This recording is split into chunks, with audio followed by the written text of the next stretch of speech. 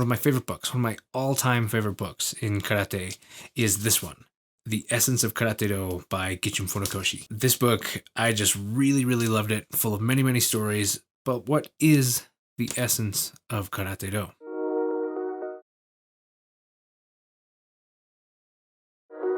Hey, what's up? I'm Ken. This is kenfuTV, and each week I release videos on the martial arts, technique, training, philosophy, that sort of thing. And this part here is Ken Learns Kenfu, where I reflect on the martial arts and my training as I continue to train. But first, if you're new here, welcome. Really glad to have you. And I hope this is the kind of thing that you're looking for. If it is, be sure to hit that subscribe button, drop a comment while you're down there, and let's get started on today's video. So this book, I think because I love it so much, and because there's so many different things in it, I think I'll actually do a multi-part series on this. And we'll talk about a couple different things that are in this book that I just want to share my thoughts on. But first, what is this book? Funakoshi's written a few books. Karate-Do My Way of Life, Karate-Do Nyoman, Karate-Do Kyohan, and this one. There might be more, but those are the ones that are in my head. Those are the ones that I own. Some of those books are more technical, and they're going to go into the katas themselves and technique and things like that. Whereas this book is a book of stories, describing the concept of karate, the kind of the philosophies and the thoughts of karate through different stories and things like that. Albeit a lot of them I feel are fairly romantic. They're romanticized and made bigger than they are and are maybe exaggerated, that sort of thing. But nevertheless, I love them, and if you spend time digging into them, you can kind of get to the heart of it, and that's what I want to spend time doing in this video. So the first thing I want to talk about is exactly that. What is the essence of Karate-Do? He mentions it kind of specifically, and I kind of want to talk there. So in this book, if you have it, if you don't, links in the description below to pick up a copy of this, do it. It's so good. Those are affiliate links, so they do help out the channel. If you buy it through there, you don't pay anything extra though, and I'm not sponsored or anything like that. So I'm on page 67, last paragraph towards the bottom, where it says, "The following lesson is one that I always make it a point to pass on to young students of karate. In the same way that an adult will indulge an infant's selfish needs, an opponent that you thought to be weak may, in reality, think the same of you and pass you by without acknowledgement. Herein lies the essence of karate. More important than technique, or jutsu in Japanese, is the path, do. That is to say, progressing from the technical aspect of karate to the path that karate itself represents. That is why in Ryukyu, although the word karate jutsu does not exist, the word karate-do is an established term." Now that's an interesting statement because karate jutsu did exist. That's a period of time thing, not a this doesn't exist thing. Karate jutsu became karate-do over time when war was no longer taking place and acts of violence were not in favor. And military training and that sort of thing was not.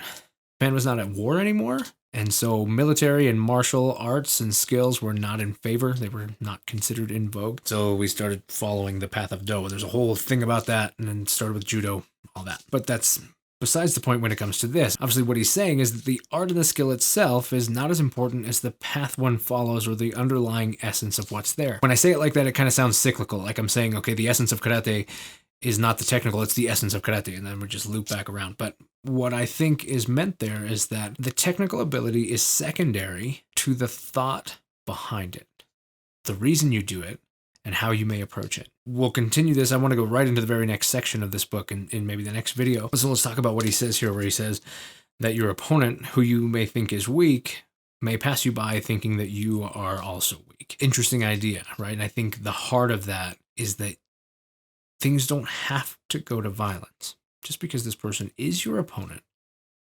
for whatever reason, whatever that might be, and just because you think that you could win, doesn't mean they're not looking at you also thinking that they could win, and because of that, they haven't started anything, so you shouldn't start anything. Following that first rule of karate ni sentenashi, where we're talking about not initiating conflict.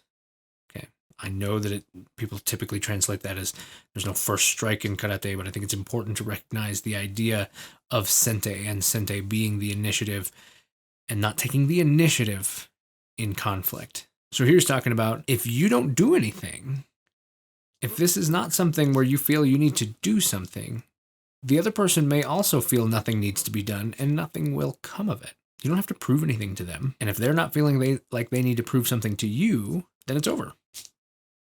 Go home. There's nothing to do. And so I think what he's saying is the essence of karate is that mindset, that philosophy, at least karate do. Let's be specific. The essence of karate do being that mindset that while I have the skills and ability, I don't have to use them. I don't have to move in acts of violence, and I don't have to strike people down, which is something you commonly hear when you hear people thinking of martial arts for their children and stuff like that. If I train them to do karate, if I put them in a karate class, then they're going to become violent and they'll attack people and bully people.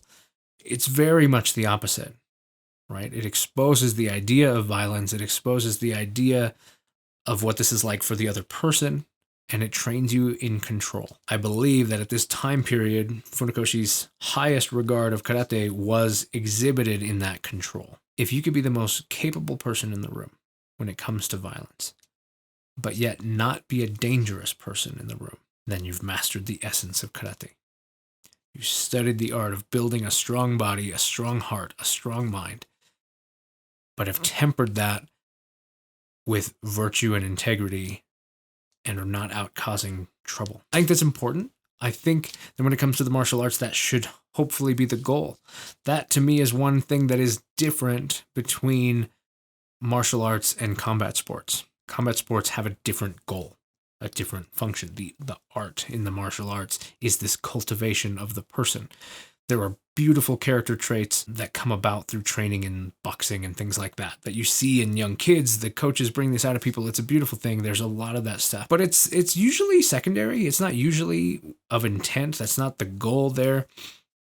Whereas I think Funakoshi's goal in karate was for it to be a strong part of it, to build a good person. Elsewhere in the book, he talks about if the martial artist, the master, so to speak, felt that you were not a good candidate, you might act in violence and out of control, you might not have good discipline, things like that. They just wouldn't teach you. If they felt you were a liability, they just would not teach you at all. So that was the first filter. And if you developed a liability while you were training, they would stop teaching you and not give you more skills so that you could abuse them. And that shows the character of these people and how they felt of the art that they were passing on. They felt that it had a strong capability, a strong danger, and that it needed to be treated with respect and only given to people who could be responsible with it. Now, I don't have hard feelings towards combat sports. I think they're very valuable, and I think especially if you're watching Karate Unity stuff, actually, just happen to be wearing this shirt today, Chris Hansen is looking at how these things cross over, combat sports to the martial arts. And I think there's a lot there, and so I don't want to knock that. There are certainly going to be gyms that have that kind of more of a philosophical, character-based approach in their thought, just because that's who they are as people, and maybe they have a traditional martial arts background, but that is not something indicative to the combat sports. In fact, usually you see the opposite, and that's one area where I feel they're very different. Not bad, necessarily, just different. And you got to recognize what those things are and what you want, what your goals are. You have this book, and there's something specifically that you want to hear my thoughts on, or you want to give me your thoughts on, please comment below on that.